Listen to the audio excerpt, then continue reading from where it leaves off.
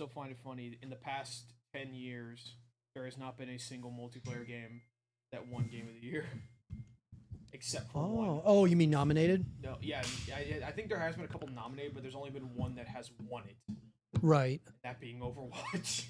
Oh, really? Yeah, that's cool. In 2016, I believe it's still the only game in the past 10 years that has won a Game of the Year. Yeah. Which is wild to think. Right. That is Which wild. just goes to show like how much pull Overwatch had back in 2016. Well, that was, the Overwatch situation's kind of sad. And It is I mean, we're sad. going to talk about how sad I am about COD, but I mean, Overwatch was, I'm not saying it's like dead. It's not dead. It's not Apex right now. Apex is in such a fucking like mad, like it's bad. But you want to know something, dude? I think what we always talk about, how competition breeds greatness. I think that Overwatch is getting a little taste of that with Marvel. That's with how it's Rivals. been. That's been honestly. Do you see Overwatch becoming better because of Marvel Rivals? Yeah. Yes. That's what I figured. I feel the same. Dude, I'm with you. I feel the exact same way. Yeah. Okay, let me see here. Yeah, because like the past, going all the way back to 10 years ago, 2014 was Dragon Age Inquisition, the 2015 The Witcher 3, 2016 Overwatch, 2017 Zelda Breath of the Wild, 18 God of War, 19 Sekiro, 2020 Last of Us, 21 It Takes Two, 22 Elden Ring, 23 Baldur's Gate, and then 24 Astrobot. Yeah. Which, to be honest, the only reason why Astrobot won is because not a lot of stuff came out that year. Yeah. Yeah. Yeah, I still can't believe that Astrobot won. It wasn't surprising once I saw what was on the list. It was a DLC, a remake, and then Balatro, and I can't even remember the other game. Oh yeah, Balatro. I forgot about that. Yeah, Balatro was up there, which after Balatro. Yeah. Balatro's fun. I really haven't. I've seen my brother's really big into it. I have not. It's mindless fun. I love the art style. I love like all the unique powers that it has. I had it on my Xbox. I probably will get it on my Steam machine whenever I get that thing. Oh really? Yeah, I'm definitely getting that thing because if it's rumored to be $500 to $700, I'm buying it. Yeah. And I probably won't buy the new Xbox. Yeah. Be honest, like as if it's priced at what they're theorizing at $1,200, I'm not buying that thing. Yeah, the Steam machine, right? Yeah, that's what it's called, the Steam machine. It seems, yeah, that thing is pretty cool, bro. I like it. It looks cool, and I really hope it's cheap. Because if it is, then it's gonna be the best console that's ever sold. Well, yeah, I mean, on top of like the controller's really fascinating to me. And the thing is with the controller's gonna come with it, right? Yeah, the Steam machine. But it doesn't even matter because like even if you have like an old console controller, it just works. You can. Oh yeah, You can just use any controller. Yeah, okay. Yeah. Any new gen controller. So like the PlayStation 5 controller, which to be honest, I might buy just to have the DualShock controller because I love the PlayStation controller so much better than the Xbox controller. It just feels you're right. You're right. It feels so much nicer. The PS5. Yeah. Yeah, the DualSense or whatever. Yeah. Well, I haven't touched I haven't seen the DualSense, but the PS4 controller, man, that thing was nice. Dude, the Xbox 360 controller was my favorite ever. But then PlayStation now, it just feels so like better. PlayStation's just taken over. Well, here's why, because it feels so much lighter. Because you don't have batteries in the back of them anymore. It's like Xbox still has like batteries in their controller, which is super annoying. And whenever there's things about the PlayStation controller that are way cooler. And it's just so much easier to sync up to your PlayStation than it is the Xbox controller. It's so much easier to Bluetooth your PlayStation controller to your PC than Xbox. You can. I'm not saying you can't, but like, it's a lot easier. The PlayStation is like seamless. Xbox sometimes is like trying to connect you need like a special other thing for the like PC port for Xbox controller, right? You need something special for No, it? you don't. Oh, you can okay. just Bluetooth it. Okay. But yeah, it's just it's a little bit. That was the one thing that I loved about my PS4 over my Xbox is that I could just plug in my controller and it's already hooked up, and I could just unplug it and it's still wireless. Yeah. I thought that was great. Like, that's such a good feature. Just makes the controller so much lighter because you don't have the batteries to deal with. And you can make it so much durable because you don't have to worry about the battery cases and all that type of stuff. Game Cetera Brazil says, greetings from Brazil. What's up, dude? Brazil. Man, Brazil, that's pretty cool. Yeah. Thank you for joining us. Really appreciate you, man. We're, Jeff and I just chatting here for a minute as we're letting people get into the stream and everything. Yeah. We've got one other person that's going to be joining us on this episode of the show, guys. A new face to the show, so excited about that. Yeah. We love State of Decay. Yeah, we do too. Hey, dude, we do too, brother. Yeah. We will definitely be we'll certainly be talking about it. As on our regularly scheduled programs, we will always talk about State of Decay. Yeah. Do you think, Jeff, or maybe I can do it. One of us, when we get to it, we can pull up the nominations for Game of the Year. I can pull that up. Yeah, right now. just so that we've got that. Let me see here. Yeah. I had something. It's a good list. Like, honestly, like, all of these games could win except Donkey Kong Bonanza. Yeah, I thought Donkey Kong Bonanza was cool. It's good. Yeah. But it's, in my opinion, all the five other games are on a different level. Yeah. I just think that. Because Clair Obscur just overall just steamrolled the gaming nation as a whole. Death Stranding 2 managed to make a capital on a great sequel to an already great franchise. Same thing with Hades and Hollow Knight Silksong. They're both great sequels to an already good franchise. Yeah. And then Kingdom Come Deliverance 2. And again, another sequel that did really, really well. Which you really don't see often is sequels doing well. Yeah, I guess it kind of depends, right? Yeah. I mean, God of War did really good. Last of Us did pretty good. I mean, you certainly have some criticisms. But I think the reason why DK Bonanza is up there is because, for one, it's been 30 years since a new DK game came out. Right. And it's good to see that they still, not to mention, like, the coolest thing about that is that the entire environment is destructible. Yeah. Like, I think that's cool. I do too. Like, it's hard to do something like that. Because many games have tried to, like, make an entirely destructible environment. It is not easy, especially on something like a Switch. Because you can see, there's billion computer games like that, where there's, like, completely destructible environment and all that type of stuff. That makes sense for computers. But for a console, it's a little bit harder.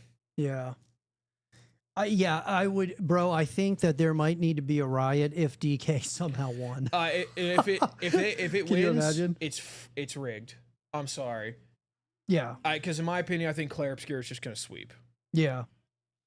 It's gonna be like Baldur's Gate all over again, where I think you're right. It's just gonna sweep. Yeah. I mean, there might be somebody will steal something. Maybe Silksong will steal something. I definitely think Silksong is gonna steal a couple things. Same thing. Death Stranding. Well, I was gonna say the music, but Expedition 33's music is really good. Music. Death Stranding has really good. I don't. Maybe. Did Norman Reedus get nominated for Best Actor? I don't think so. No, I don't think he did. For Sam Porter Bridges in Death Stranding. I don't think so. I don't know. Maybe the first, I know the guy did from Expedition 33. I know, like, I think the first Death Stranding he did. Yeah. I'm not sure about the second one. Almost all my friends from Xbox play State of Decay 2. No, that's awesome, dude. Brazil have a huge community waiting for State of Decay 3. I believe it, dude, because we've been seeing. I mean, it's just still the amount of people people are still. New people every single day are finding the channel. It's literally just like an ember of a campfire of our State of Decay 3 passion. It's like, it's there. You know it's there. And it's just waiting for the right spark.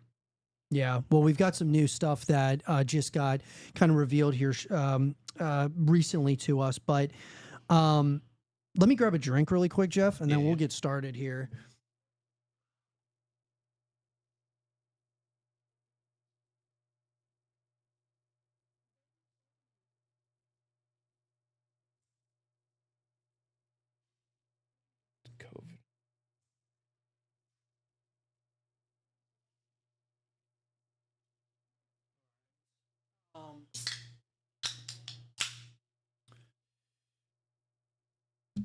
All right.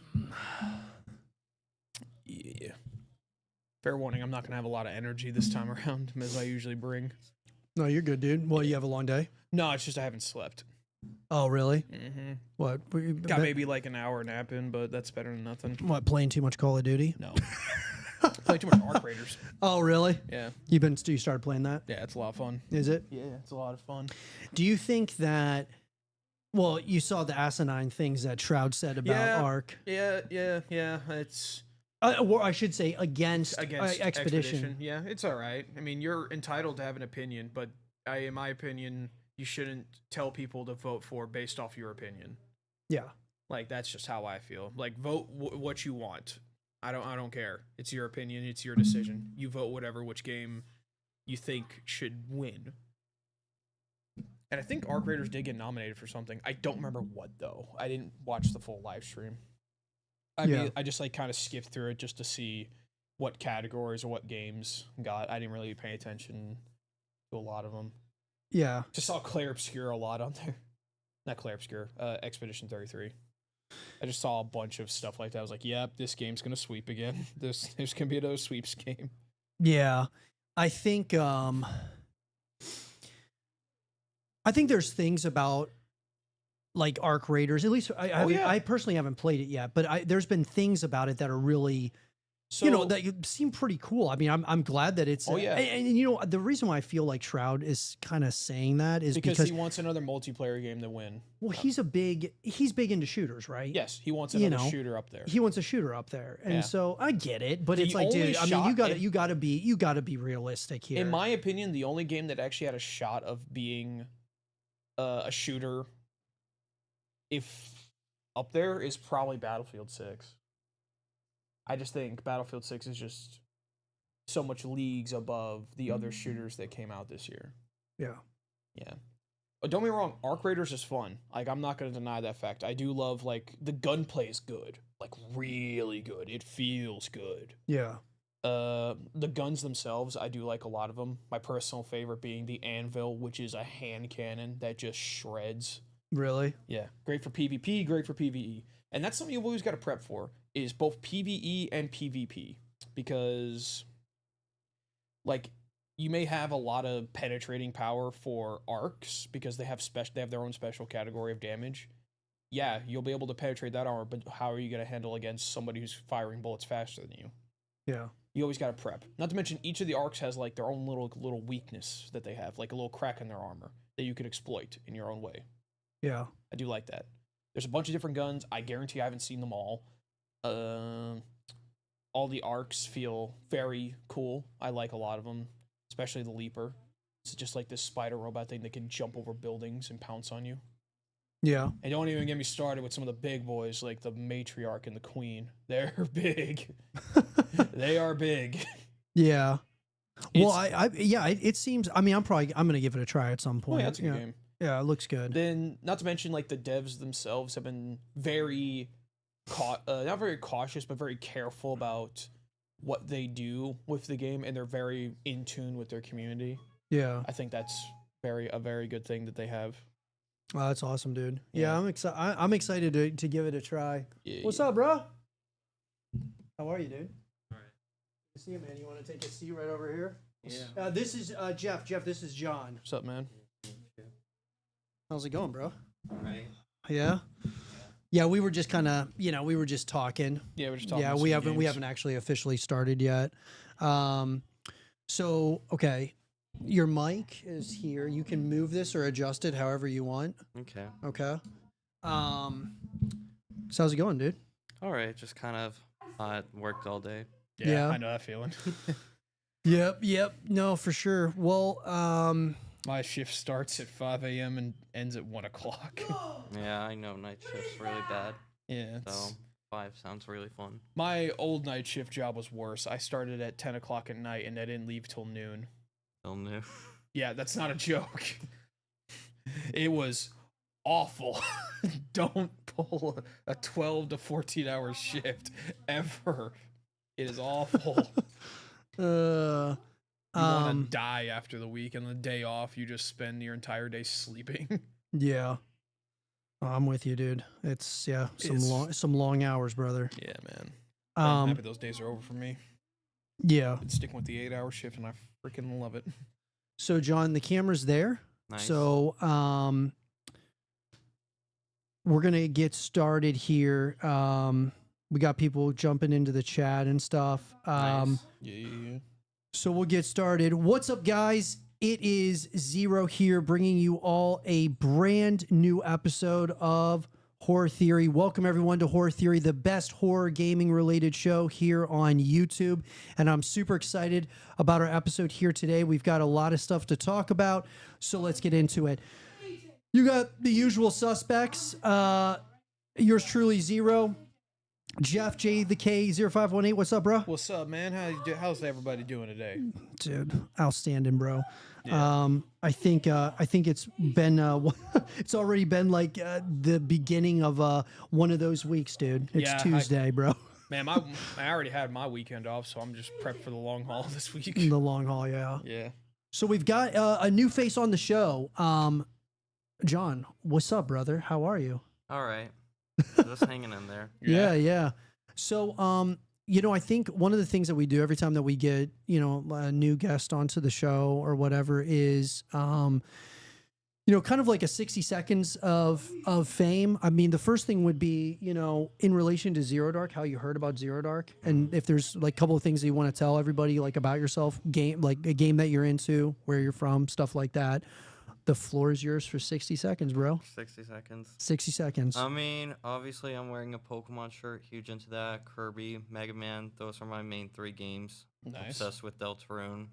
And, I've been around South Carolina, so that's basically it. Yeah. How did you hear about Zero Dark? I'm traveling a lot, like, not, I guess, just in the area. So I'm like, I just saw you guys just popped in. Yeah, that's cool, dude. No, that's awesome, man. Well, I'm glad that you stopped in that day, and then we had a conversation, kind of a short conversation. Then you came back a second time, and then a third time, and then we kind of like got kind of a feel for the vibe of everything, and kind of like with Jeff and I, we talked for a few hours. That's how this all started. Is that we literally just. I came in here, I'm like my second visit in here, and we just bullcrapped for like 4 hours, and then Josh just said, we should do a podcast. I'm like, yeah, we should. I think I can just vibe with a lot of people. Yeah. Like, I don't really have a lot of bad qualities. Nah, same here. But you want to move your mic just a little bit closer? Yeah, just in case. Yeah, there we go. Yeah, so I mean, this whole thing, like with the podcast and stuff, like, I mean, the idea was, I planned on, doing podcasts pretty regularly, but after Jeff and I started talking, I was like, dude, we got to do a podcast. Like, and we decided to do it, and we've been pretty what is it? It's certainly been over 6 months, right? It's been almost a year, I think we're going on, because we opened in January, and I think it was maybe a month or so after we opened, you came in here. Yeah. And then we started, because you came in here for, I'm trying to remember. It was like on a Saturday or something. Yeah, you came in, and you and I talked for a minute, but then you came in another day, and then we were just it was gone. It was over. I just came in here for like just to see if I can just like play some games with you and all that, because you seem like a pretty cool guy, and I always liked supporting places like this, because there needs to be more like places like this. I think you're absolutely right, because they're really dying out. Like, even GameStop. Not even dying out. It's just like there's none around here. Yeah, like the GameStop even closed down around here. I'm mad about that. I'm so pissed because they weren't even selling games, but damn. I always bought, like, I didn't really go in there. I went in there a lot to talk to the employees. Like, they were pretty cool. And I would always go in there to buy Pokemon cards as well. Dude, I got 3DS Shovel Knight from that. Nice. I got it at a good price. I'm so pissed that and now they closed down. That was a good find. Yeah, and the only GameStop around here now is one that's all the way like half an hour away from here. Yeah. Yeah, I mean, that's and dude, I mean, part of the inspiration of Zero Dark was actually from GameStop having their midnight launches for different games, and they did that for ZA, and I was actually very happy to go to that. We would wait in line. They did it for Black Ops 7 as well. Did it for Black Ops. They've done it for. I've never done one of those, but I want to do it. Like, I've been around since the Wii, and I should do it. Well, we're gonna do a midnight launch here. It probably won't be until next year, but because I'm thinking about doing one for like GTA, I'm thinking about doing one for the new COD or whatever. But it's more of like just it's more of like just the logistics of I have to be able to get a couple of copies of the game that we can play a tournament while people are waiting to, you know what I mean? Yeah. It's got to be structured right, but I definitely am planning on doing midnight launches here. Yeah. Not so much that you're like coming in here to buy the game. You're coming in here to play it with other people, and then the experience. And we have like a podcast. We're talking about the new game, nerding out until 5 in the morning. Yeah. You know, well, I would definitely do that until like 4 because I have to go to work at 5. Right. I mean, like I'm totally down to do it. I just have to figure out kind of the logistics behind it. But the idea though was GameStop used to have these LAN events where before it was midnight, we would play in a tournament on the new game while we're waiting for it to come out at midnight. And I thought to myself, man, it's so cool that the whole community's getting together. But why do that for the Halo game? Why can't we do this all the time? Yeah. That was always my question. And so I'm like, they never capitalized on it. They started shutting down stores. And I'm like, dude, like if no one else is going to do it, let's do it. Because I mean, there's gaming cafes, right? But not many. Not many around There's here. a lot in Korea and Japan. Over here, it's like we're one of like 10 known in the country. I know there's a couple in New York. I know there's a couple in California. And I think I know there's a one in Savannah, but it's more of like a VR club. Okay. I know one in Miami as well. But yeah, they're I don't know. I don't know if it's the initial investment or if it's I'm not sure exactly what it is. I think it's always the initial investment because for one, you have to rent a place out. Yep. You have to spend a couple grand on getting decent equipment for people, and that is a pretty steep investment, and it's not always going to pay off, right? Or at least at first. Yeah, because you got to build the culture, you got to build everything. Yeah, you got to build a community around it. You do, yeah, 100%.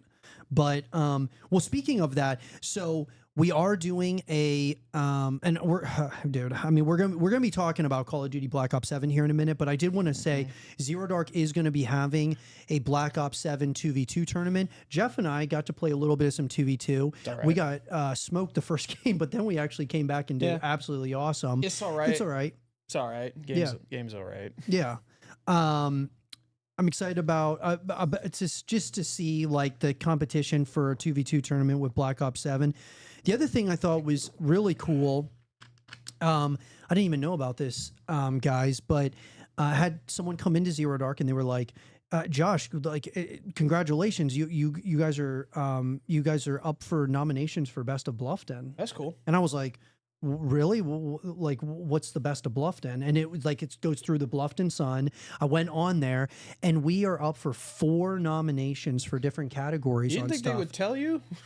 Huh? You think they would tell you? Oh, I know. I mean, I never got reached out by anybody. I don't. But it seems like you can almost put someone's name in there, and then if enough people put so it's a suggestion type thing. Yeah. Okay, that's not too yeah, bad. and so anyways, we got well, we're up for nomination because I guess the voting ends like the 20th, and then they pick the top 5, and those 5 you have like 20 days to really push vote, like whatever, get votes, and then they pick the top ones for each category. So we're up for nomination for Best New Business. That's good.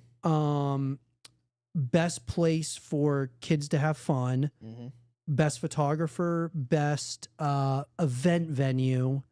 Damn. Yeah, those are the 4. Damn, that's impressive. Yeah, I was, a shout out to everybody out there. Thank you so much for. I mean, I had no idea this was going on, and I mean, we're still trying to build the business. Hey man, if we even the nomination, like that's good. That's good publicity. It's awesome, dude. Yeah, I mean, so I'm super grateful for the whole community. Like, thank you. And if you guys haven't, I mean, and you're watching this, if you want to, I'll leave a link in the description down below that you guys can go to nominate us, which would be absolutely awesome. So super grateful for everyone who's been, just suggesting Zero Dark. Word of mouth's been huge.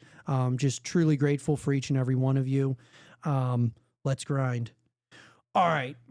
With that down and out of the way, ladies and gentlemen, let's get into our topics. Diogo Pilota, says salve salve Steam Brazil. I have no idea. He's speaking in like, bro, we got some Brazilians in here. It's I'm awesome. fine with it. I'm down with it. Yo, everybody who's coming into the chat from Brazil, super grateful for you guys. We will get to State of Decay, I promise. But we always do. We always do. We're going to talk about this though first. Jeff, it's been confirmed by Xbox.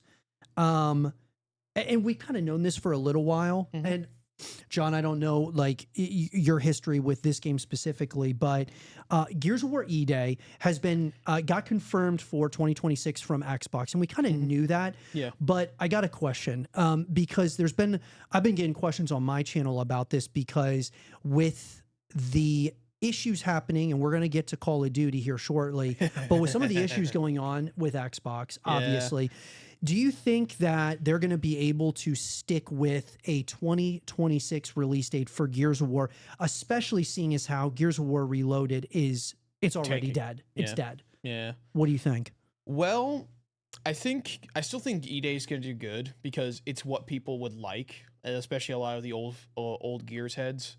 Especially, I think they'll like it. This was more of just like an introduction to PlayStation players. This is what Gears was about. Yep. And at the end of the day, it's still a remake of how old is remaster of a remaster? Yeah, exactly. Like that's just what 2006. Yeah, it still boils down to it. Like it's almost 20 years old. Yeah. So almost a 20-year-old game of a remake of a remaster. It's just, I can see how it failed. Mm-hmm. I can see it being a good introduction, though.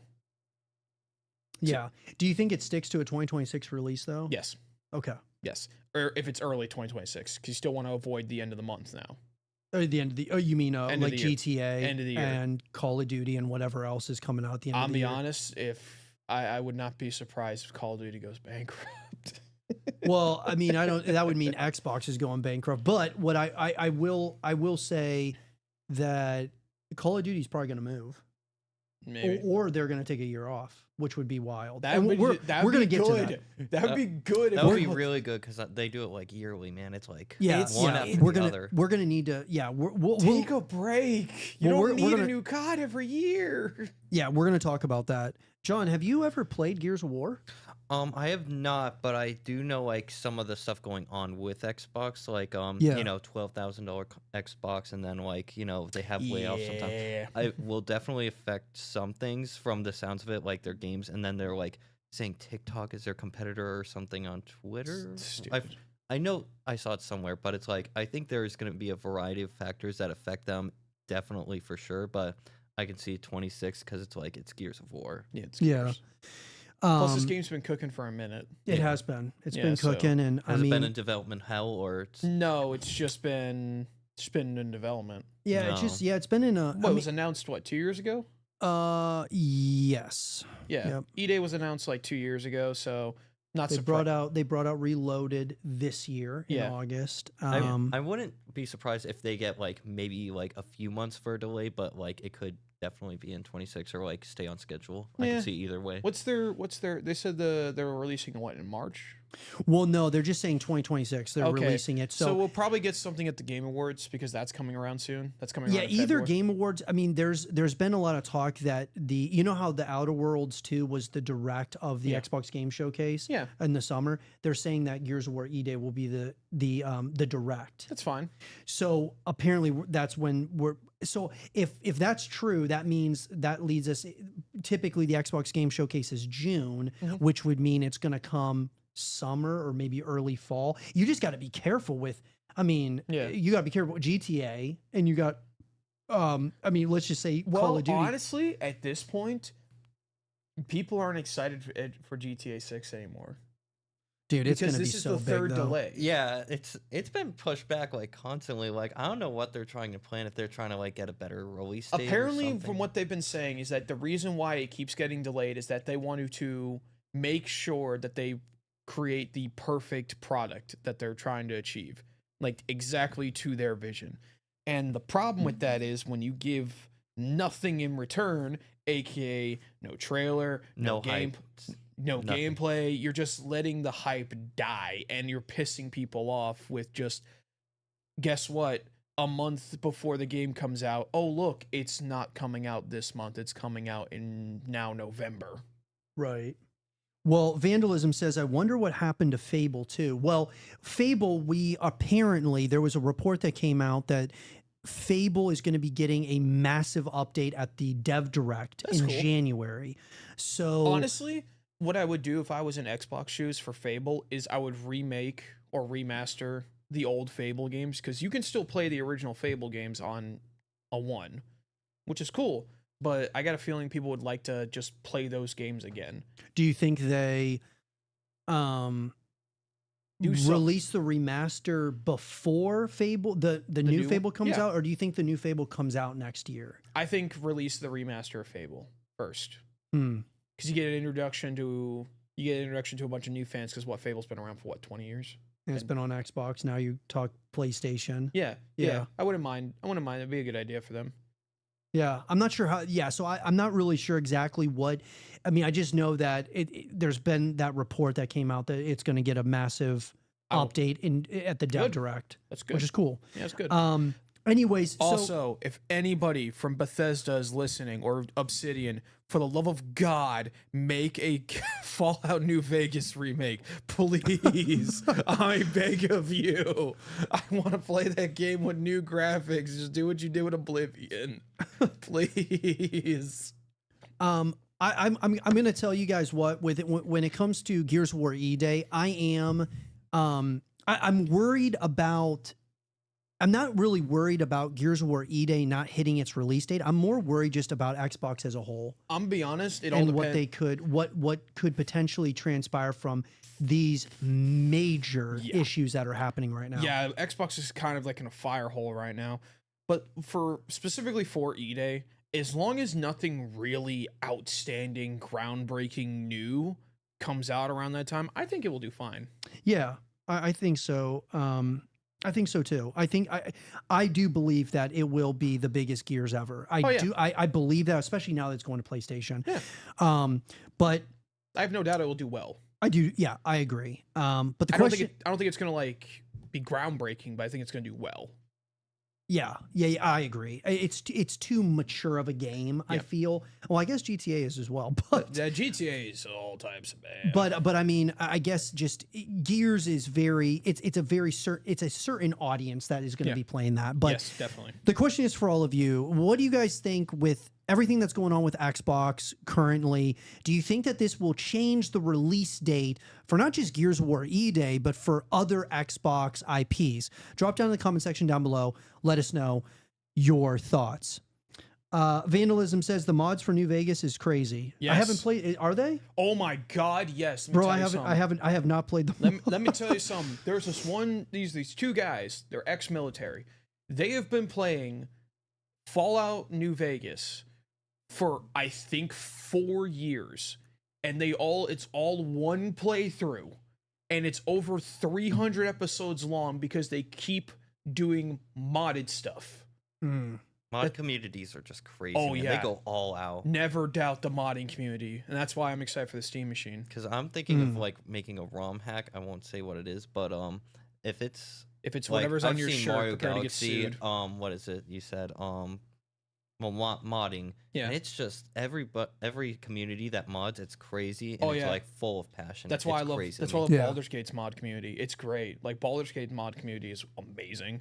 And then Minecraft, again, another amazing mod community. Huge mod community. Huge. They have full Star Wars galaxies. Yeah. I love it, dude. I love it. I didn't really know this. Look, you would be surprised what people can do when it comes to modding. Oh no, I believe it. I like Fable. I never got into it like that though. You know what I mean? All the mods, and to put in perspective, there's one mod for Geometry Dash. You know how Geometry Dash has a bunch of squares and cubes and all that type of stuff? Yeah, someone made a cylinder, and to the point where the devs don't know how they did it. Really? Yes, the guys who made the games were they've seen because the custom maps in Geometry Dash is amazing. People go hard. There's so many. There's there's so where you many. always have to tap it, basically mashing. And the people who make the custom maps for Geometry Dash, they're good. And then someone somehow managed to make the map rotate like a cylinder. That's actually kind of crazy. That's and it would be 3D. Somehow they did it, and the devs couldn't figure out how they did it. It was like, how did you even do this? I'd be stunned as a dev too. Like in my head, that's crazy. And then you have like a lot of the funny stuff with modding. My personal favorite, if you mod Battlefront 2, you can play as Bananakin Skywalker. Wait, which one is it? Star Wars Battlefront 2.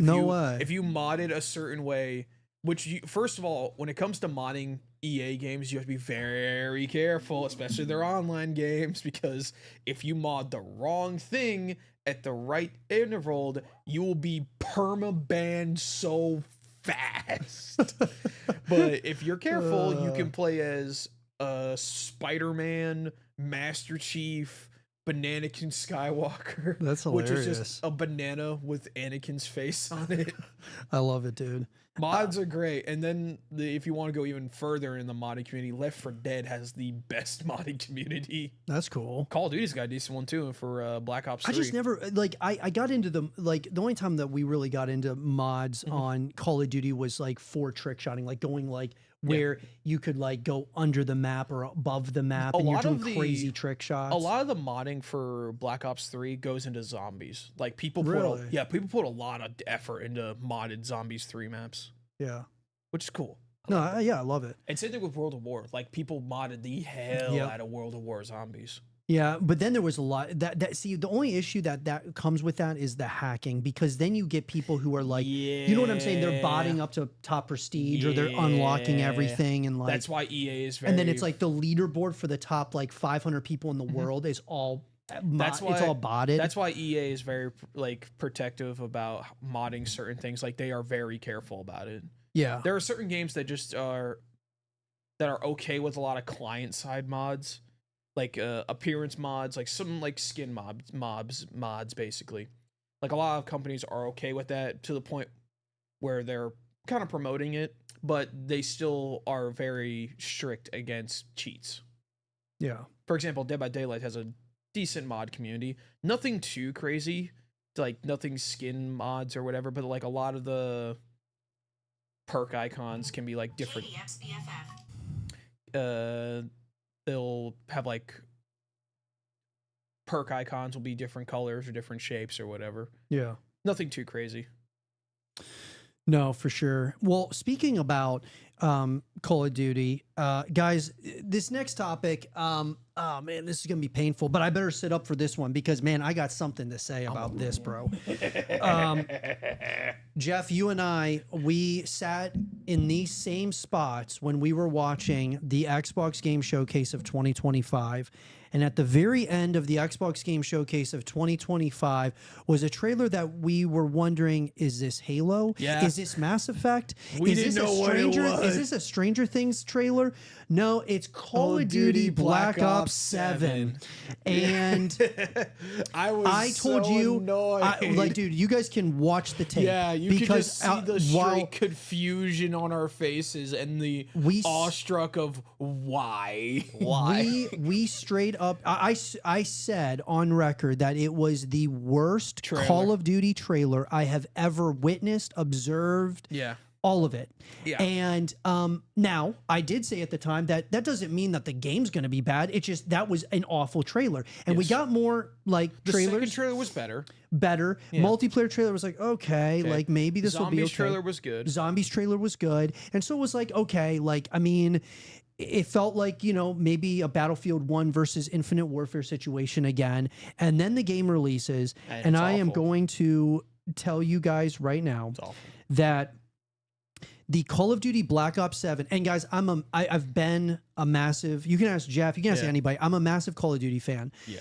The Black Ops 7 campaign was the worst Call of Duty campaign that has has come out. I know that a lot of people hate it. I know it is really bad. Even for me, who's not a huge COD fan, I know it's bad. It's bad. I finished it yesterday, and I texted Jeff after I finished it, and I told him, dude, this was the worst campaign ever, and not the worst campaign ever, the worst Call of Duty campaign ever, because the standard has been set over the years. Like, I would say that to me, Jeff, and I would love to hear your take on this. My personal, the last really good Call of Duty campaign was Call of Duty Modern Warfare 2019. I thought it was incredible. Great. Before that, for me, it was Ghost. Dude, Ghost, and we're going to talk about that because, bro, I love Ghost. Ghost was an awesome one. Black Ops 2, Black Ops 1 was great. I didn't get into like the multiplayer aspect for Ghost, but I love the story for Ghost. It was incredible, dude. And that's Call of Duty. That's what we are at now. And guys, you guys can go see all the memes about the KU and it's bad. Dude, it is. I'm telling you, bad. It is very, very bad. And so this is what I want. This is what I want to say is the multiplayer in Zombies. Jeff and I played Zombies. Zombies great. The Zombies. If to me, it felt pretty good. So what I felt for this Zombies, especially because what a lot of people complained about Black Ops 6 Zombies is that it felt too much like Warzone. It felt very open.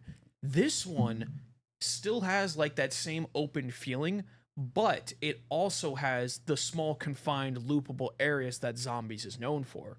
So it's kind of like a mix between old and modern, and I like that. And they fixed a lot of the problems that I had with it. Yeah, and I thought it was, and multiplayer's okay. Yeah, that's all right. I haven't really played enough to give like a full assessment. I usually play the story first because I want to learn the mechanics. Yes. If there's anything any changes, stuff like that. A lot of people were complaining that the campaign feels like a Warzone event. A little bit. Yeah. I think it's always important to note that like every series is going to change at some point to like keep it interesting. Oh yeah, definitely. But the problem is like you can't change the entire core concept. Yeah. Like I always expect something when it comes to sequels, when it comes to like remasters, always expect something different than what you initially played, because it's always going to change. Nothing's ever going to stay the same. And if you expect it to be the same, you're a goddamn idiot. But it's more of the fact that COD has been changing almost nothing and then almost everything. Yeah. Well, the think about this, dude. The campaign was always online. Yes. Okay. So I basically, if I wanted to play solo, you can't. It's like the enemies there. You can't change difficulty. So the enemies are scaled down. Certain. They're a certain difficulty. So if I'm playing, like it was just, bro, I can't pause it. Nope. I cannot pause it. I can't pause the campaign. So you're telling me I can't, if I'm idle, I get kicked. Yeah. And then there's no save points, no checkpoints, no save points. So I come back. If I lose my internet or whatever, you like lose progress. It just, okay. Yep. So like FNAF security breach, you're screwed. Yeah, you're screwed. Awesome. It is. Yeah, dude. It's multi-layered of issues. Now, this is leading to a bigger issue, like something that I thought I would say at some point, but it's time. It is time. Whoever the head of Activision or anybody who's in charge of Call of Duty, for the love of God, you need to be fired. I will tell you now, guys, Black Ops, I believe, has the best multiplayer experiences in the Call of Duty series. It is time. Black Ops needs to be retired. Yes. Modern Warfare, apparently, Modern Warfare 4 is coming out in 2026. After Modern Warfare 4, it needs to be retired, right? It needs and like, I mean, I don't even care if they I would love to see a Ghost 2. I mean, even an Advanced Warfare 2, or do something totally new. Here's what you know what I'm saying? I'm just, my thing is you are relying so much when we talk about the rinse and repeat on the old guys. And I love Price, dude. But you want to know what's funny, dude? Half of the people playing Call of Duty now don't even know who these people are. Yeah. Right? Like, bro, there's people that are playing Call of Duty now that were born in 2009. Well, 2009 is when Modern Warfare 2 came out. Like, so here's my opinion for Call of Duty. As much as I hate the game series, it's probably like one of my worst game series ever that I just don't like. That's like next to Assassin's Creed. Because I loved Assassin's Creed when it came out. Like, I loved playing 4, I loved playing 3, I loved playing Rogue, I liked playing Syndicate. Those are all like my favorites, but then just went downhill. But anyway, back to COD. in my opinion, I think what COD needs to do is, for one, stop making sequels. For the love of God, stop making sequels. Mm-hmm. And make a new IP. And for the love of God, stop with the yearly releases. Because you're just going to keep releasing another COD for $70. Franchise fatigue is setting in big time right now. It's really becoming like Guitar Hero. Like, you need to do something with it or just don't do it. But the thing is, like, they know it'll sell, so like they're trying to see what we can get away with. That's another thing that pissed me off with Call of Duty is the fact that they are so goddamn cocky. Yeah. So goddamn ahead of themselves. It just makes me angry. They even said, like, we're too big to lose. And I'm like... Too big to fail. Too big to fail. Yep. I'm like, you sure about that? Well, yeah, when you say some stuff like that, there's gonna be reckless. I will say I don't know if either blind. That's just blindness. Well, I don't know if either of you guys listen or like have ever watched The Act Man on YouTube, but he created a video called it was about Call of Duty is creatively bankrupt. Oh yeah, they're running. Yeah, they just have completely not. They're innovated. They haven't innovated to like new characters. It kind of, you want to know what it reminds me of, Jeff, a little bit, is Star Wars. They kind of keep on using the old characters and try to bring them back into the new Star Wars. Well, Star Wars, and it's they tried to do new stuff. The people didn't like it, so they brought the old stuff, and people did like it better. I think the best way to describe it, like for the creatively bankrupt, I won't spoil it, but it's definitely the final boss of the campaign, I think it was. Of what? The Black Ops. Oh yeah. But I won't say it. But when you get there, it is going to go. I know such a big eye roll. Oh wait, are you talking about Black Ops 7 right now? Yes. Okay. Yeah, I know what boss you're talking about, and I hate it too. I don't want to say it because it'll make you laugh your ass off if you get to there. If anyone's in the chat that knows, it's awful. Whoever has it is. It's so really really quick, Jeff. Yeah. John, like, so you got a chance to play Black Ops 7, right? I know, like, I've seen some stuff about it. Okay. So I'm knowledgeable. I played the series, but it's like I played Modern Warfare. I played Ghosts, which it's like, though I definitely agree with you guys' opinions on that. So it's like, it's time for something to change or just leave it off because it's getting really bad. Yeah, you think that they should like maybe go to some of their other like sub-series that maybe weren't as, they were still popular, just not as popular as Modern Warfare or Black Ops, or you think they should just start some not new IPs, but new like sub-series for Call of Duty? Well, the thing is, like you said, they're creatively bankrupt, so it's like, they can't do anything I think like the team might have like exhaustion from it, like burnout at this point. So it might be really good to like get their hands off Black Ops, have them do something else. And another thing is like they're running out of like time periods of war. Yeah, they're running out of that because we've done Modern Warfare, we've done we've done the World Wars twice. We've done Future Wars. Yep. We've done slightly into the Future Wars. They're running out of stuff, and that was the problem with releasing every year. What do you think, Jeff? You think, I mean, obviously I would love to see I've made lots of videos talking about Call of Duty Ghost 2. Ghost 2 would be cool, but it wasn't the most popular. No, and probably because we didn't have Simon Ghost Riley in it. Nope. But I would say Ghost 2 would be interesting. Yeah. I mean, even in Advanced Warfare 2, I mean, even though it's like the jetpack thing is that'd probably be a bad idea right now. Like, no, don't touch that. Or you just completely do something totally new, and maybe you should do what Battlefield did and just take your time. Yes, you should. You know, but they're not going to because they're stupid. No, they're not going to. I mean, Xbox made such a huge investment into buying Activision specifically for stuff like Call of Duty, and they lost $330 million last year for Black Ops 6 because they released it to Game Pass. They released Black Ops 7 to Game Pass. Sales are down 61%.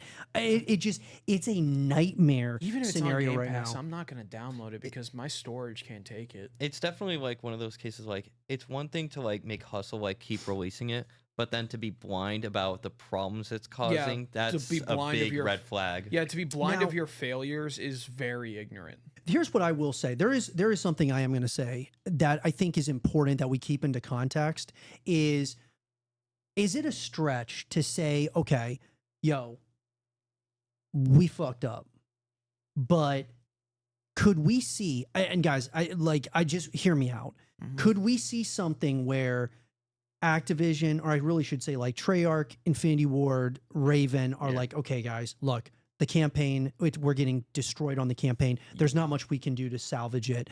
But what we can do is make the zombies a great experience, the multiplayer a great experience, Blackout when it comes back a great experience, and lock in like CD Projekt Red did with Cyberpunk, lock in like Hello Games or whatever did with No Man's Sky. Here's the thing.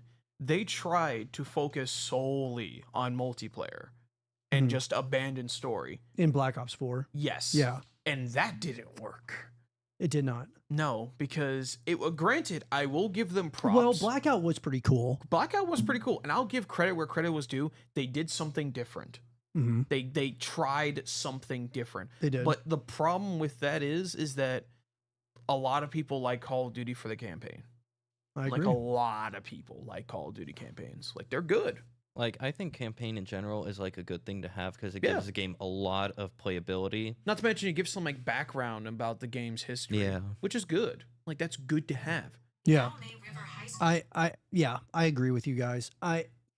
To me, I'm like I really can't see them pulling a CD Projekt Red where they lock in and just, whatever. I think they're ignorant. There's no passion behind their projects. Yeah, it's a different than a Cyberpunk situation. Yes, because with Cyberpunk, like they had love. They had love and they had passion to make this good. They believed in it. They were rushed. They were rushed to release it for investors' sake, shareholders. I do hate to see it rushed, and like now it's really bad. Like everything feels rushed now. Yeah, it's the problem. Well, then you have then you have things delayed like GTA. Yeah, but I mean, I'm not gonna say that it's all. I mean, it's completely. I mean, it looks very bad right now, but I will say that Zombies is good. Yeah, Zombies. Now, is good. I need to play more of it, but from what I've played, I'm like, dude, this is actually pretty cool. Yeah, and then the multiplayer, I need to play it more. It looks okay. Yeah. Right. It's all right, but there's some things that I don't like about it. When we were doing the 2v2 gunfight, and it was like, man, are these Halo weapons? No, like the rocket launcher. The rocket launcher felt very weird, and the fact that there's no like just straight up rocket launcher in the game. Even the sniper, they definitely with borrow ideas from each other. The Halo, Black Ops. That's how sci-fi does. Like that's just sci-fi as a whole. Yeah. Like everybody just borrows ideas from each other. That's just sci-fi in general. But like it's just I didn't like a lot of the guns in the game. It was different. Like a lot of the starting guns, I'm like, these are awful. Like the recoil, I just, and that rocket launcher, I just don't like it.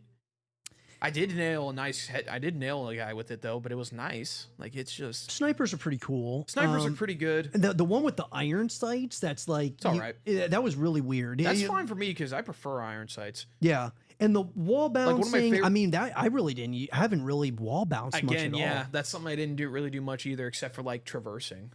Yeah. Yeah, I mean, look, guys, at the end of the day, I mean, this is going to be a revolving door of new information coming out about Call of Duty 2026. Is it going to get delayed? I swear, if we get another announcement at the Game Awards, I'm going to lose my mind. I'm like, why? Oh, man. Yeah, it is definitely going to be a interesting situation as it unfolds, and we'll be sure to break it down for you guys as more information comes out. But what do you guys think about Black Ops 7? Do you think that there's anywhere where, in this timeline that we could see a comeback story? Do you think that there's, a chance that Call of Duty gets, canceled for next year? Here's an idea that I just got in my head that Call of Duty could do, and what I got a feeling Call of Duty's been trying to do. They've been trying to make Call of Duty just one big game because they keep trying to connect all their other previous titles together. Like you can play Modern Warfare 2 with Modern Warfare 3, all them other stuff, like have all the access to the guns. But the problem is when you charge it for $60 to $70, like no one's going to want to buy it. My opinion, here's what you should do, is make the base game free. Just like have a couple maps, couple guns, nothing too crazy. Just have a base Call of Duty game that is free. And then you can make other campaigns and stories as DLC. And there's be add on to it where they add maps, they add new guns, they add all this other stuff. So, but also charge it around $40 to $30. because then it's not going to feel like you're shooting your wallet every time a new Call of Duty comes out. And then if any idiot just says, "Oh, just buy Game Pass," well, Game Pass is $30 goddamn dollars. I'm not doing that. $30 for mid games I've never heard about. It's great. Yeah, it's mid. Well, yeah. I mean, it'll be interesting. As you know, we get more information, guys. I dropped my Game Pass subscription to just Essential as soon as I saw that price increase. I'm like, not doing that anymore. Yeah, no, I'm with you, dude. But yep. Question is for you guys: what do you think about Call of Duty, and where do you think the series is going? Drop down in the comment section down below. Let us know your thoughts. All right, guys. With that down, I know a number of you have been asking about State of Decay 3, so let's talk about it. So, John and Jeff, like, you know, let's see here. So the last time that we talked, Jeff, Jez Corden, an insider with Windows Central, he reports on a lot of things Xbox. He had stated that he was hearing that State of Decay 3 was going to get delayed from 2026 once again now to 2027. And we talked about that a little bit, Jeff. Well, there was some more information that came out, and this is an article. I'm going to take a couple of snippets from an article coming to us from Comic Book Gaming, or is this Comic Book Gaming? Oh yeah, or Comic Book, I'm sorry, comicbook.com.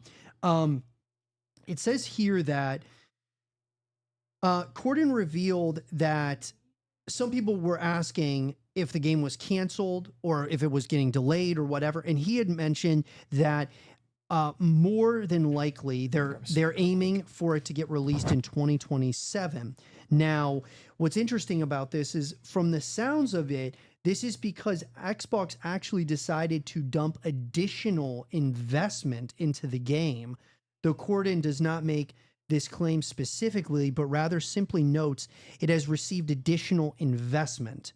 The report did not end right there, though. So, adding to this, Corden said he's not sure this matters much to Amy Hood's projections. For those who do not know, Hood is the CFO of Microsoft, and according to a previous report from Corden, has given Xbox an utterly unrealistic financial requirement.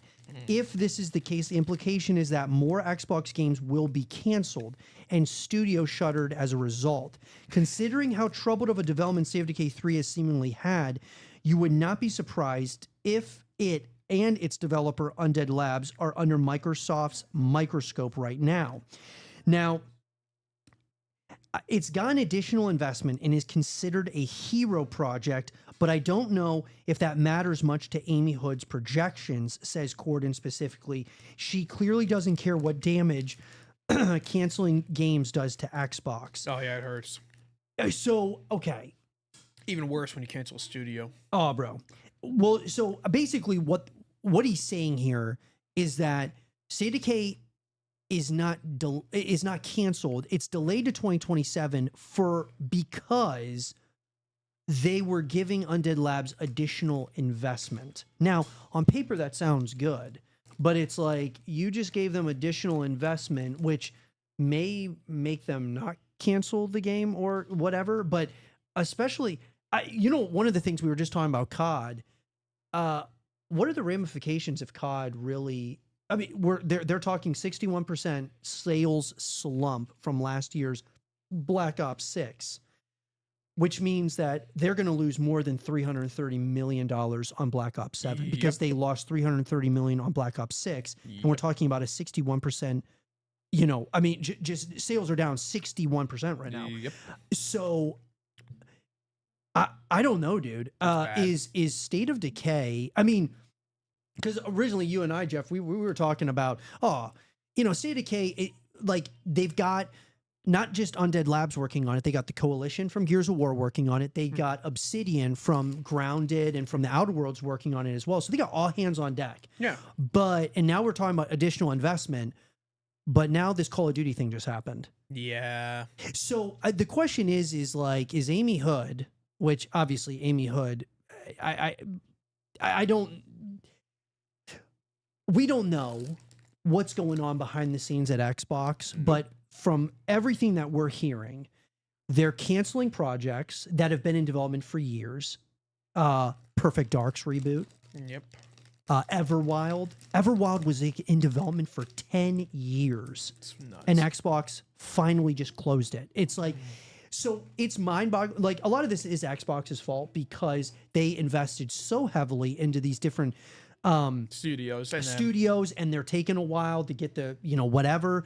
And they, in order to get things approved, if we were working at Undead Labs, we'd have to get something approved from a higher up at Undead Labs, and they have to get it approved from somebody in Microsoft, or from Xbox or whatever. And that process can take so long. Yes. And so now these projects are taking forever. They're paying us salaries. Then it's like, 10 years goes by and they're like, bro, there's nothing to show for this. It's like, bro, well, you haven't approved these things or whatever it is. It's a big mess. It's a huge mess right now. That's why I love independent studios. Oh, dude. They just work for themselves. They work for themselves. Good, man. That's why I play so many indie games, because it's just like quality and you don't have to pay $70 for nothing. Yeah, you get to pay like $30 max. Yeah.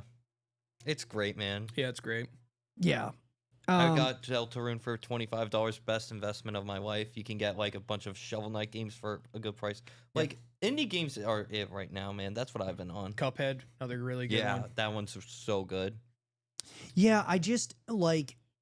Claire Obscure. Obviously, there is. I mean, and you could probably like look at any game out there that's had, even one or like a sequel, like State of Decay has had, and you could say, yo, there's a fan base around this thing. State of Decay, clearly, there is a fan base around this. Yeah. But there was clearly a fan base around, other games too, like Perfect Dark. Yeah. I mean, Perfect Dark, it came out a long time ago, and then they're doing this reboot.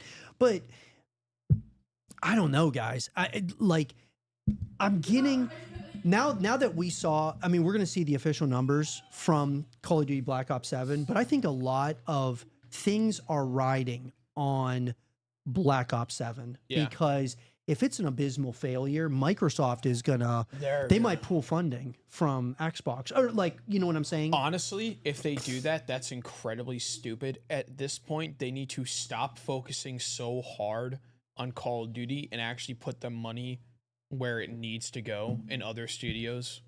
Yeah. Because you're just putting all your eggs in one basket and it's not working. It's not working at all. It's a very good analogy, man. M says, did anyone have contact with Jeffrey Card for questions? Maybe he has answers. Is he kind of talking about Jeff Keighley? I don't know who Jeffrey Card is. Sorry, bro. State of Decay, it's been almost 6 years now since the first preview. I agree, bro. I mean, yeah, we got the first teaser trailer comes out in 2020 at the Xbox Game Showcase of 2020. Then we get another one, Xbox Game Showcase of 2024. The first Xbox Game Showcase preview or teaser trailer was apparently not even done by Undead Labs, which is, it's still to this day completely mind-blowing to me. But then the second one comes out, looks more like State of Decay. And honestly, Jeff, you and I have talked about this. I thought the first trailer for State of Decay 3, the teaser, was better than the second trailer. Yeah. I just liked it more. I liked the change of season. I liked zombie animals. I thought that was all really cool. Yo, we were playing zombies, and we had a zombie bear. That thing was nasty. I love that Bro, thing. that thing was sick. And so I want to see stuff like that with State of Decay 3. But the question is, though, do you think realistically, Jeff, that we could lose a lot of these games because of the failure, the I guess you could say impending failure of Black Ops 7? Oh, he's a designer for State of Decay 3. Oh, he is? Okay. Yeah, I didn't know who Jeffrey Card was. Yeah, I just looked him up. I just saw the chat. Like, I finally pulled it up. I haven't heard the name, I'll be honest. Yeah, he's probably with Undead Labs. Yeah. But Jeff, does what's happened with I mean, the stuff that Jez Corden is saying about it going to 2027, but now with the stuff that's going on with Black Ops 7, you concerned about this now?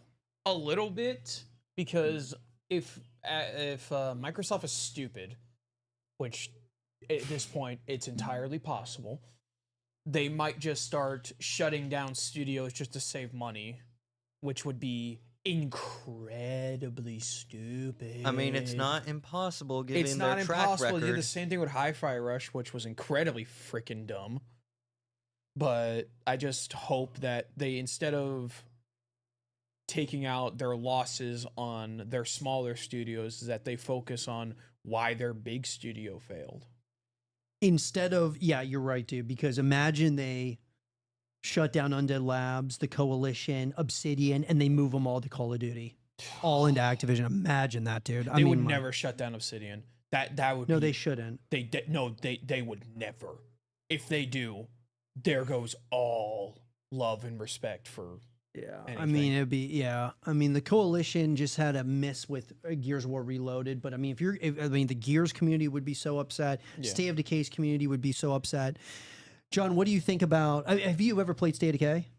I've definitely seen gameplay of it because I pulled it up.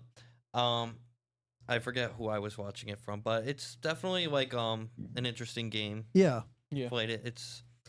We have a big audience on the channel that likes watching State of Decay 3. Yeah. But with the stuff that's going on now with Xbox, I mean, how concerned are you about, more studios getting shut down? I obviously haven't played as much Xbox as PlayStation and Nintendo, but I do know a lot about them, surprisingly, because they've been around for a while. Not as much as like PlayStation, for example, but they've laid off a ton of studios. I think like, what was it, a few months ago, like maybe in September, they've laid off a studio, something like that. Yeah, they laid off, I think it was a couple of studios that they did. And that's just like really kind of sending a message that they're kind of like screwing up a lot lately. Mm-hmm. Yeah. And it's like, they've done this for a while, like shutting down, like at this point, why do you keep buying studios if you're just going to shut them down? Because not only are you like not making a profit, you're just screwing up people's lives, like not giving them a job. And then it's like, then you're not making products. Good. It's like, it's a self-fulfilling prophecy. Like, why are you doing this? Yeah. Well, let me ask you as a question. Was the idea wrong? Because let me put you like this. What Xbox did, you could relate it to what Netflix is doing, but just in the gaming world. Yeah. They went out there, they acquired all these studios, right? Bethesda, you got, Activision, you got all these big studios, and then the idea is we're going to create this subscription model, and that's going to help build Xbox, and then it's going to, whatever, we're going to get subscribers and we're going to have consistent revenue coming in. It kind of like what Netflix is doing, right? But just in gaming. So was it the idea that was wrong, or was it just poorly executed? Or is it a little bit of both? Well, it's because Netflix actually does a pretty good job, because they create so much content. They create so much content and good content consistently. Yeah. And it works. Like, for example, the Devil May Cry show. Love it. The Edge Runners. Great. Arcane. Yeah, Arcane. Yeah, Arcane was big. Yeah. I mean, hell, they made a performance last year at the Game Awards. That song is great. Yep. It's incredible. Yeah. But I'm curious what they're going to do this year for the Game Awards, like the songs. Oh, we're going to be doing that. We're definitely going to, just so you guys know, just so everybody knows, we are definitely doing a Game Awards live reaction. Watch party. Yeah, we're going to be doing a watch party for the Game Awards. I'm definitely going to be here for that. I would love to do that. Yeah, we're definitely doing that. But like, I guess, Jeff, do you think that because when I look at it, everybody looks now at Phil Spencer like you're a moron. But to me, I was like, realistically, when I look at it, I'm like, it wasn't a terrible idea because they had the money to do it. Yeah. The problem is the execution was bad. It was bad, and it was like the management was so bad where not to mention, I don't think you gave the studios enough time to make gold. Yeah, or you were tearing ideas down. Yeah, just creating putting a lot more bad pressure, culture. Yeah, or creating so much more pressure that wasn't needed. Yeah.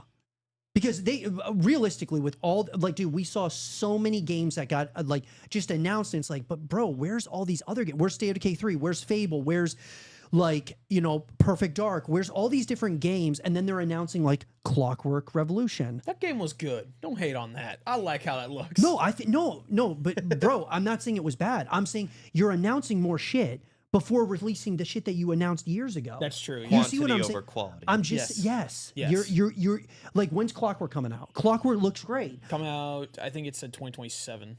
I mean, it's just like, this is what I'm talking about, Yeah. dude. The problem is that you wanted to create this lineup like Marvel of all these different, whatever. Yeah.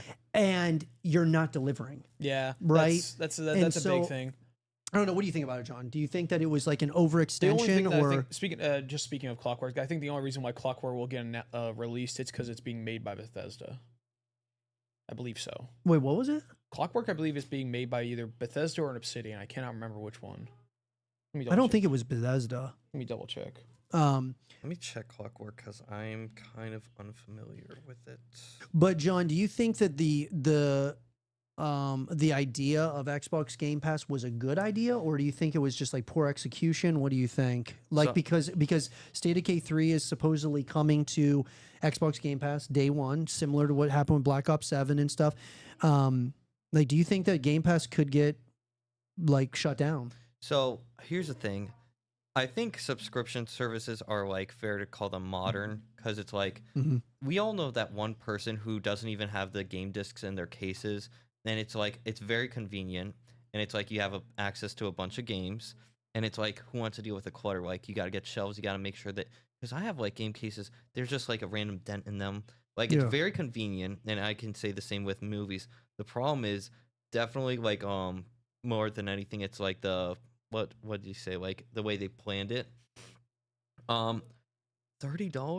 Like, no, I'm not doing that. And then it's like, you got big hits, like some, what is it? Like, I'm trying to make an analogy, like, some holiday movie nobody's heard of. Like, nobody's gonna pay $30 a month, right? No one's doing that. Hell, I don't even want to do the Nintendo Switch service because it's like a lot. But they have games is a thing. I can say that.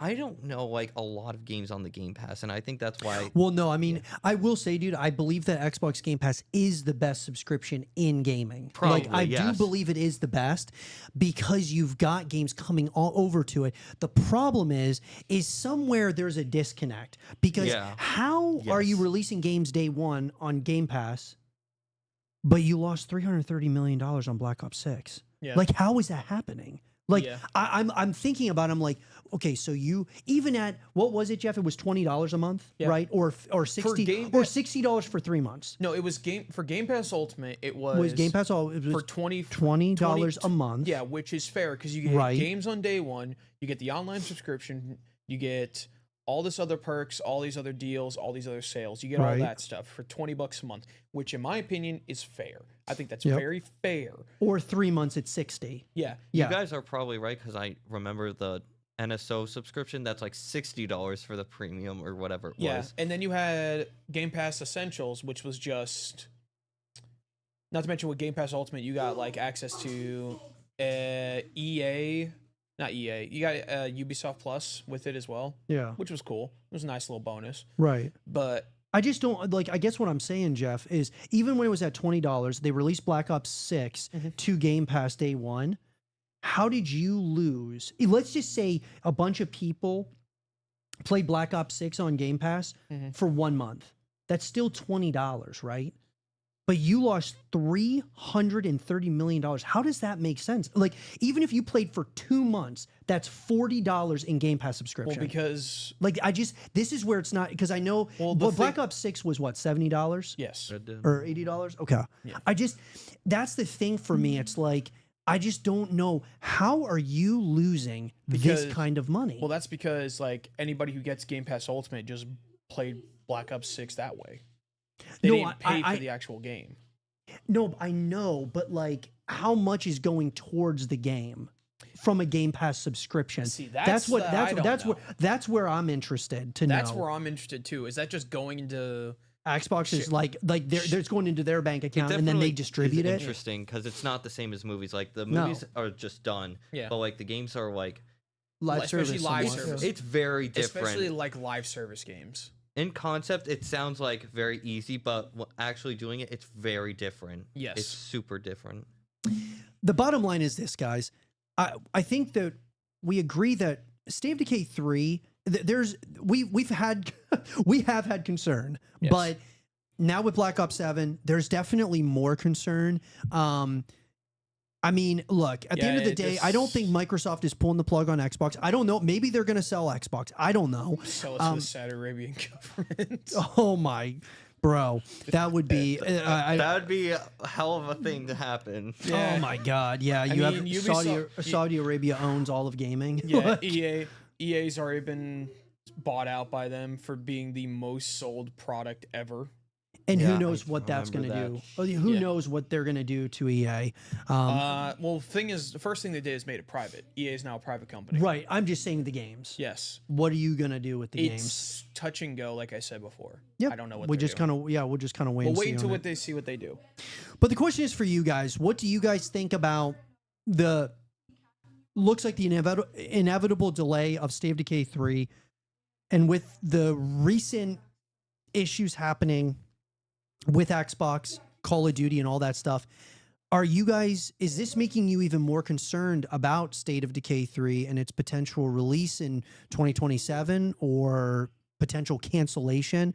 Drop down in the comment section down below and let us know your thoughts. Number 3 is just like connected to being canceled, I guess. We'll see. We'll see. Our last topic, guys, we got to talk about the Game Awards. Yes. Jeff, do you got the nominations up? Yes, I do. I will pull them up right now, and it's a good one. All right. Vandalism says it might end up like Cyberpunk. In what way? Well, I don't know. Vandalism. I'm not sure if you're talking about State of Decay. Well, if you're saying it releases early, if it releases early and then it's not finished, then it might become a Cyberpunk thing because you can see the devs. Dude, there is no way Undead Labs is going to be like CD Projekt Red, though. I promise you, that's not. All like right, no way. Back to the Game Awards. All right, let's do it. All right, we got the nominations right here. We've got Jeff sits up for it. Let's go. Yes, I gotta lean up for this. True gamer sits up in his chair. Yes. We got Claire Obscure, Expedition 33. Not surprising considering the sheer amount of wave of popularity this game had. We have Death Stranding 2, On the Beach. Another really good sequel for an already really good franchise. More action. You know, Hideo Kojima is a genius. Hades 2, which was a nice spark to the dungeon crawler franchise of video games with Hades 1. I played the first one, yeah. With a very lovable art style and lovable characters. Is the second one good? I have not played it yet. Okay, I haven't played it either. And then you have Hollow Knight Silksong, the game that redesigned platformers and set the standard for new types of platformers with the already massive success that Hollow Knight was. Now with the long-awaited sequel here, it's here. They bucked the trend too. And it costed $20. And they bucked it, bro. Not to mention, like, one of my favorite things about the whole thing with Hollow Knight Silksong, the reason why it took so long to being made is because the devs just liked making it. They were just passionate. They just that's loved all you need. making. Team Cherry killed it. Not last. You love to see it, man. Kingdom Come Deliverance 2, another really good sequel to a really high realistic fantasy type medieval situation. I wouldn't say fantasy, but medieval world. Very good, very very detailed, very cool. Love it. And they got Don Comandanza. Well, first of all, Kingdom Come or Deliverance. Yeah, I have not played the first one, I've seen some gameplay of the second one. So I have played the first one, not a lot, because for me the combat just felt too fine. Is it like Baldur's Gate at all? No, not at all. Okay, it's extremely fine-tuned medieval combat. Okay, very realistic. It's very fine-tuned. Give it. I'm not saying it's bad for that reason. It's just I couldn't get my head around it. It's too technical. I'm fine with it. I'm not saying it's bad. I'm saying it's all right. And despite what I said about Don Comandanza, it was a new game from Nintendo that came out, and it was one of the new DK games that the reason why DK has never had a game until recently, because for the longest time, DK's design and character was owned by Rare Studios. Same thing with Diddy Kong and all the other Kongs. Like, they were all owned by Rare. Yeah. And not until recently with Donkey Kong with the new design and all that type of stuff, it's now fully owned by Nintendo. So they decided to make an entire new game on the Switch 2, being one of the launching titles for the Switch 2. And I've played it. It's really good. I like it. I do enjoy that each of like the destructible environment is very nice. It like very like it makes you think like, huh, where does this go? Or maybe I can make a tunnel here, or if I can just go anywhere I want. It's very creative and open and very open. I do enjoy that with new characters. With again, like I said, the new DK redesign. It's very nice, very good. Honestly, not mad at all these games that were nominated for Game of the Year. Not mad at all. I do, sorry, I do wish Dispatch was on there because I love Dispatch. Such a good game. It is nominated for best newly released title, which is cool. But Expedition 33 is also on there, so I have a feeling Expedition 33 is just gonna wipe it. Yeah, just gonna wipe the floor. I agree. Some of those games I have not played. I would say Hades 2 would probably be the closest thing to a horror game that got even though it's not a horror game. Not even close. Yeah, I know. I would put why didn't you put Death Stranding in the horror game? That thing's terrifying. I mean, yeah, I guess it's kind of like it's more of like moments. RPG. Yeah. Death Stranding, I mean, I think, they made huge improvements from the first game to the second game with adding more action, not having this walking simulator kind of situation. Had so much comedy in it. Yeah, it's like, I think... And that was the thing with Expedition as well. Like, it has very serious moments, and then there's some of the dumbest clips I've seen in that game, and it's super funny. Yeah. I think that's a balance that a lot of games have been recently finding out, is that you can have a serious title, but also have some really funny moments. Yeah, I agree, dude. And I think that Death Stranding, I mean, the acting is, I mean, it's phenomenal. Yeah. They have some of the best actors in Hollywood in these games. Got Norman Reedus. Yeah, Hideo Kojima is absolutely... Kojima's good. I love Kojima. He's great. Yeah. And it's always different. He always has different stuff. Yeah. Expedition 33, for me, it was hard to... It was very much so like... Yeah.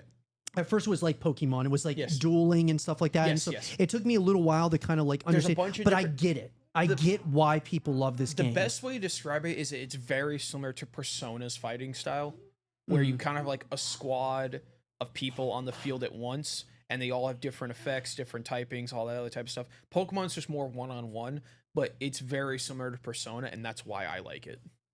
Yeah. And there's a bunch of like little mechanics you can do in it, like parrying or dodging and all that other type of stuff. It flows nice. Yeah. The music. Oh my god. The music is great. And the music in Death Stranding was really good too. But yeah, Expedition was great. That I noticed when the game came out, I was like, man, this fucking music slaps. And then that's probably what's going to be performed at the Game Awards. Oh, it better be. I hope it I is. would not mind it. No, I wouldn't either. Silk Song, look, guys, better yet, do the soundtrack from Devil May Cry show. I would not mind that either. Oh yeah. The soundtrack slaps in that movie, in that show. Yeah. Silk Song, look, I can see why people really like it. It's not necessarily my cup of tea. I'm not like, I mean, it's okay. Yes. I can see why. Once again, kind of like Expedition 33, I get it. I understand why it's getting nominated. It should get nominated. Yeah. It's great. Kingdom Come. I'm not like really not super like at all familiar with it, so I can't really speak on it. But I am with you, Jeff. I think it's going to come down. I really think Expedition 33. This is their year. They're going to wipe the floor. If anybody's close, I probably would say Death Stranding 2, but it's a sequel, and you got Expedition 33 as its original. I just think that Expedition... No controversy attached to it whatsoever, which is always nice. Donkey Kong Bonanza, I like it. It was fun. I was able to get a chance to play it for a little while. Yeah, it's cool. I feel like you... I thought when you said that you thought Dispatch, what should have been on there, I thought you were going to say Monster Hunter. Well, the reason why I don't say Monster Hunter, as much as I love the new Monster Hunter, and as much as I love Monster Hunter as a whole, there have been a lot of problems with the new Monster Hunter that I think have just been kind of like steadying, like not really stunting its popularity. Mm-hmm. There's been a lot of problems with it. I'm not going to deny that. I'm not blind to the failures of my favorite game. I mean, look what's tattooed on my arm.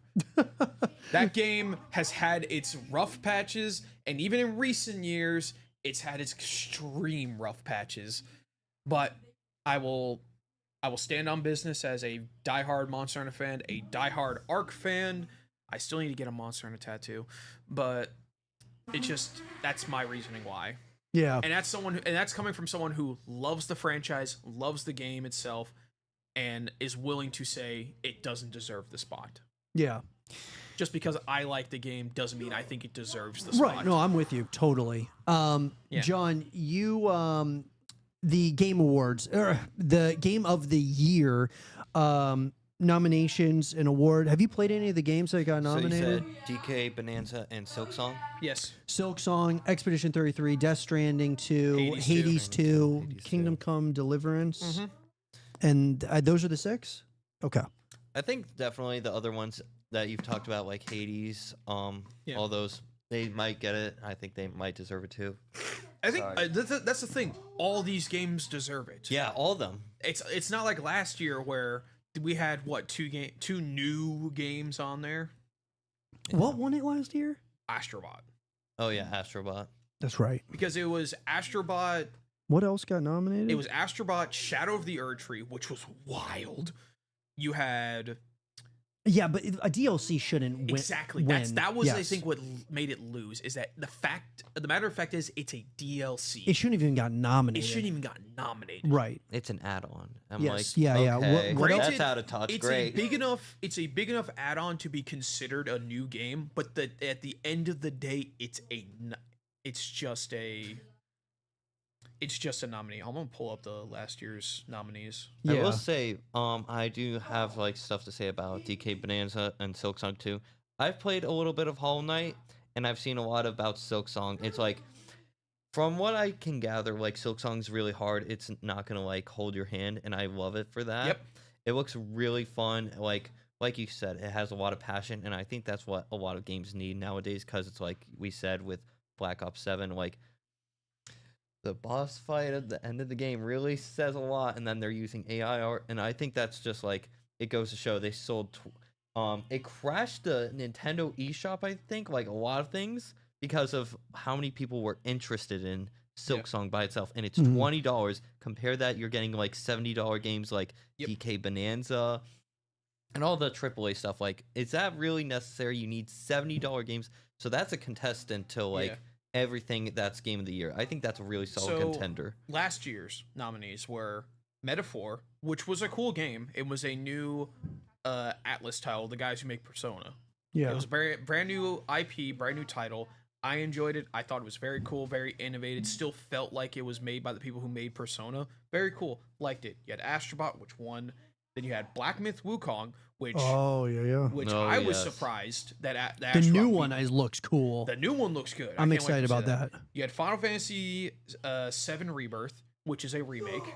Yeah, that's. You have Shadow of the Erdtree, which again, I'm not dissing Shadow of the Erdtree. Right. I played it a lot. I played a lot of. But it shouldn't be nominated for. Should not have been nominated. No. And then Balatro, an indie game that I guarantee a lot of people didn't know existed until it was nominated. Yep. My brother loves that game. It's good. Yeah, I like that. That's how I figured it. What do you think? What do you think about the list this year versus last year? Because I think the list this year is closer. Better. I think the list this year is better because we don't have a DLC. We don't have a remake. We don't have a remake or a DLC. We have sequels, which I'm fine with. I'm fine with sequels. 100%, bro. But yeah, this is gonna be. It's either gonna be a close or a sweep. I think it's gonna be a sweep. I think Expedition's gonna just clean house. I mean, because he got nominated for 11 awards. Mm-hmm. Yeah, didn't get nominated at the Grammys. I was very upset. about that. Oh yeah. I was very upset about that. I thought the song.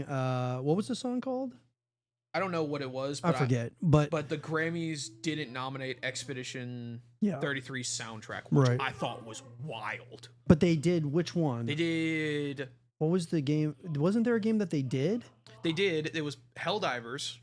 And I can't remember the other ones because they were all nonsense. Because in my opinion, Helldivers was the only one that should have been there. But if you do a little Google search on YouTube, and you Google all those other games as soundtracks, like full-length videos, they don't even compare to 33's. Yeah, you gotta send me the soundtracks you're listening to. They sound baller. Oh, they're so good. You gotta send me it, man. It's so good. Oh my god, that was the first That was the first thing I noticed when I played Expedition. I was like, man, this world is pretty, and I love the music. Yeah. The music was really good. The only reason graphics why are really cool. I downloaded that game is because I saw a buddy playing that, and he's like, dude, you need to play this. I'm like, is it good? He's like, yeah, like, the music's good. It's so pretty. The combat's very good. Goated with the sauce. Yep, it's great. Well, I say Expedition 33. Yeah. Expedition 33 win game of the year. What do you think? I won't be surprised. I don't know too much about them, but like I said, I do know Silksong and I do know DK Bonanza. Yeah. I don't think those two. If I had to say out of those two, Silksong will place higher. Yeah. Expedition will my do well. Three for the four you mentioned, they're probably going to do a lot better. My three for winning are either Expedition 33, Death Stranding 2, and Hollow Knight. Yeah, I agree. Hollow Knight just blew the world away. I agree. It's between those three, for sure. In my opinion, it's those three. Hades 2 hasn't been around long enough to where it's kind of like taking big strides.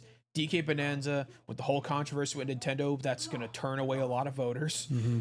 And then Kingdom Come Deliverance is good, but I think the other three have a step ahead of it. I agree.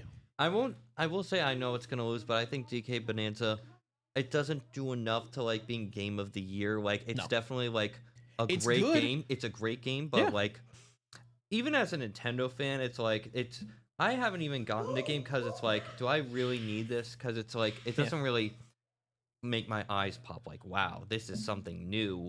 I got it because I actually wanted to play a DK game because I've never played a DK game before. They're fun. Yeah, they're really fun. I think I played like a couple levels of. Just be careful, bro.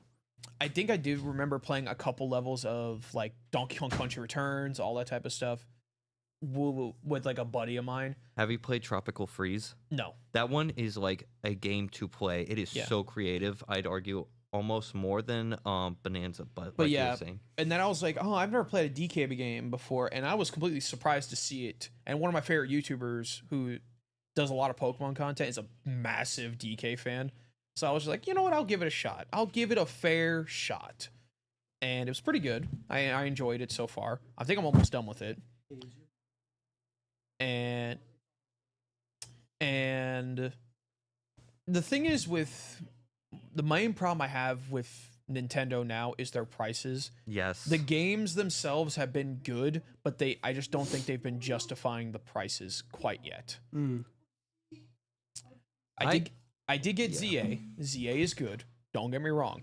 There are some things that could have been better with ZA that I don't like. I can go into so much detail about Pokemon because I have you and me both. Many mixed feelings, man. You and me both. Yeah. And I did get the Mario Kart game, but I got it with the deal with the Nintendo Switch 2, where if you bought it with the console, you got like a $30 discount or something on the game, which was fine. I'm happy with that.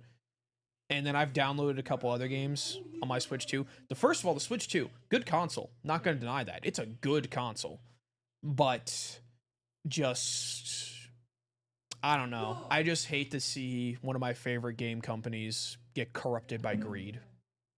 I'm sure I've seen this somewhere. It was on Twitter. It's like, if they were to like not make any money, it would take like 2050 to go bankrupt for Nintendo because they have loads of money. Like they own these. They're one of the only companies that can be cocky and not go bankrupt for a long time. Well, that's because people buy their stuff. I know, because they own the single most sold IP. I know, being Pokemon. They have Mario, which is I think in the top 10 maybe. Don't quote me on that, but Pokemon is the highest selling. It's the most sold IP out there, and I have so much to say about it because it just. Yeah, we'll be here for another hour. It's basically COD. They don't do a lot enough to change it, but it's like it's still good. I think ZA is in a good direction. I think it's good. I think ZA was in a good direction. I think Scarlet and Violet was terrible. Garbage. I don't think it was I don't think it was terrible. Here's why. Because I don't think the Switch was made. I don't think Scarlet and Violet was made for the Switch. I think it was made for the Switch 2 because it runs so much better on the Switch 2. Like, it runs so much better on the Switch 2. I don't want to get into it, but, like, then again, they've made how long has the Switch been out? Like 8 years? Jesus, man. Yeah. But it's like they've had experience with this for so long, and then it's like I think they were too gutsy with Scarlet and Violet. I think there were 2 split teams. One for, or I might be wrong again. Yeah. Like I could be totally butchering this. One for Arceus and then SV. Yeah. But like I think they need to like really lock in, because I think what was it? ZA had 13 million in budget, and then like other games had like 100 million. Like, I'm not saying like that's because Game Freak. I think at this point, Game Freak has lost its passion for Pokemon. Yeah, the only reason why it kind of feels that way. But like I said, I feel ZA is in a nice direction. A lot of people will say like, oh, it's like, what is it? Rush. We can't say for sure. Nobody can, because with the Terra Leak, even it's like hard to say. Here's my thing with Game Freak in general. Yeah. With their new game that's coming out, because they're coming out with a new game like Beasts of Reincarnation. They're making their own game, which when I saw that announced, I was blown away, because like Game Freak making something that's not Pokemon. Yeah. So that game's success is dependent on if Game Freak will finally start care about making other games besides Pokemon. Yeah. Because don't get me wrong, I did enjoy Scarlet and Violet. The DLCs were cool. I did enjoy like the open world aspect, and I can remember a lot of the characters more than other Pokemon games. And I just think ZA's better, without a shadow of a doubt. Absolutely. So many good characters in ZA. That's one thing I did notice. They went in on character design and building, and I loved it. I will say I hate SV with a passion, but it's like you are absolutely right with ZA. Like, even like I'm very hyper negative about Pokemon lately, but like they are doing something better with ZA, at least I can say. Like, people, I will say this, ZA is better than Scarlet and Violet. Yeah, for sure. Definitely, because I think Scarlet and Violet was a console behind. If they released that on the Switch 2 instead of the Switch 1, I think it would have done better and be well more received. And there are some things in Scarlet and Violet that I did enjoy. Like, they did redesign a lot of the models. Yes. For example, like a lot of like the lizard like type. Charizard, and then the Kanto stars, they like they updated the models. They like made the faces like not to mention better. They added some like special effects to a lot of skin. For example, Crocodile looks like it actually has scales now. Yeah, and the Magnemite with the polished steel. Yeah, it's a lot better looking. It's a lot of them look a lot better. And then ZA toned that down but refined it in its own way. Yeah, that's a lot better. And it's a small detail that I love in ZA is footstep sound effects. They've been missing since Heart Gold, Soul Silver on the DS, man. Yeah, I've been missing it. Like, each Pokemon has its own unique footsteps. I mean, some of them do sound the same, but it's pattern that makes them sound unique. Yeah. And identifiable. My personal favorite being Phalanx. Just like...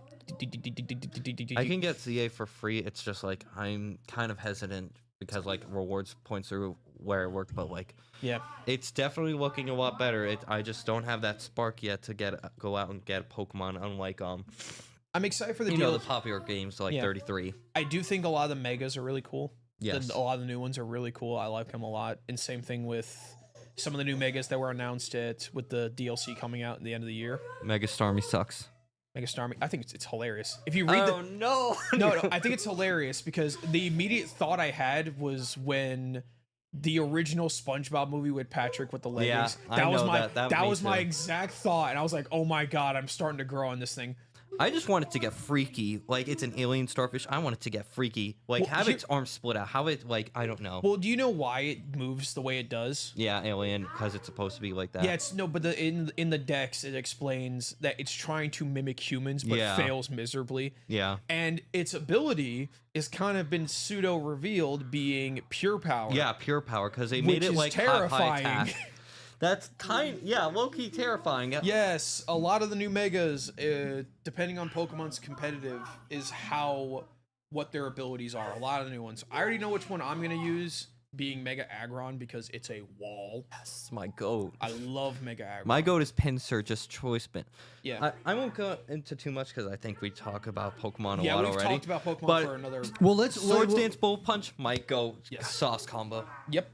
Well, let's do this, guys. So, that's going to wrap it up for the show today, everybody. I appreciate all of you guys and girls for watching the show and checking out coming in, checking out all the content and things of that nature. Jeff, how can people find you, brother? Y'all can find me on my Twitch, and pretty soon I will be uploading a YouTube video to my YouTube channel, which will be the exact same. I'll have to send you a link to it so you can find it and just link it. Sweet, dude. Yeah. Awesome. Pretty soon I'll be having a YouTube video on there. I did record a Monster Hunter video, but I ended up scrapping it because I ended up recording too much and I couldn't edit it, and it was a lot for my first time editing videos, so I ended up just scrapping it because I knew I don't want to release a product that I'm not happy with.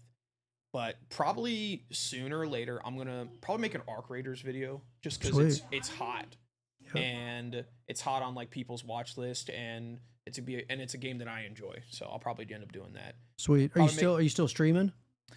Not this week because my work schedule kind of just went totally out of control because we had to move a lot of people around our department. So probably definitely next week on Monday. And I'll probably be streaming that Arc Raiders then. Sweet. And maybe if I can, I'm gonna try to get in a stream or two before work or after work, depending on how tired I am that day. It all depends. Yeah. Awesome, brother. But yeah, I always want to, especially with the YouTube channel, I want to try to put out the best product I physically can. And then just hope it works. Well, it's gonna be consistency, you know what I mean? Yes. Just consistently Stream. uploading when you can. Yes. Stream when you can. Be consistent with it. John, how can people find you, bro?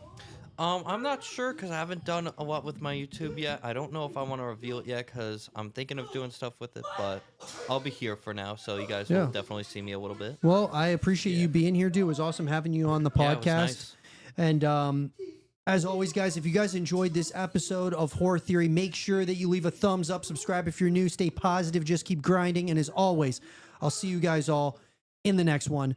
Peace out. Later, gamers. It's hype.